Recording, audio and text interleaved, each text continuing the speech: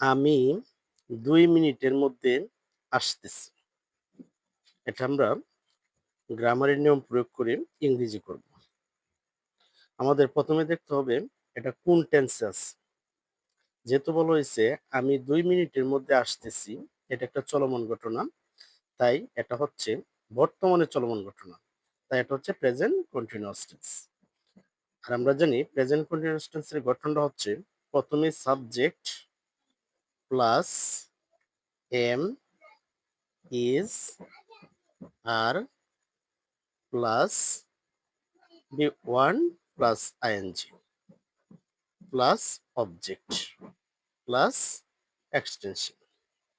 এখন আমাদের প্রথমে বের করতে হবে সাবজেক্ট। এখানে সাবজেক্ট হচ্ছে আমি। সাবজেক্ট হচ্ছে আমি। আর এখানে মূল ভার্ব হচ্ছে আসতেছি। আর আমরা জানি আসা ইংলিশ হচ্ছে কাম। যেহেতু চলমান এজন্য একটা সাহায্যকারী ভার্ব লাগবে। তাহলে সাবজেক্ট হচ্ছে আমি, আমি ইংলিশ হচ্ছে আই। তাহলে আই এর পর আমরা জানি এম ইজ আর কোনটা কোন সময় বসে।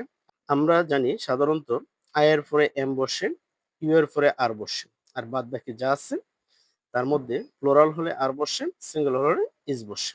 তাহলে যেহেতু আই আছে তাহলে আই এর পরে বসাবো এম। I M.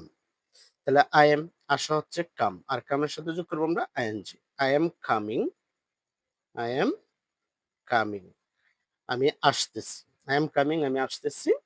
আর এখানে আরেকটা হচ্ছে ২ মিনিটের মধ্যে। ২ মিনিটের মধ্যে ইংলিশটা হচ্ছে কোন সীমার মধ্যে হলে উইদিন বসে।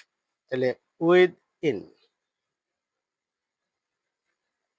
উইদিন আর ২ মিনিট হচ্ছে 2 minutes. Within 2 minutes, within 2 minutes. তাহলে আমরা পাচ্ছি আমি ২ মিনিটের মধ্যে আসতেছি। I am coming within 2 minutes. এখানে আমরা আরো প্রয়োগ করতে পারি। আমি যদি বলি আমি ৫ মিনিটের মধ্যে আসতেছি, আমি ১০ মিনিটের মধ্যে আসতেছি, আমি ১ ঘন্টার মধ্যে আসতেছি।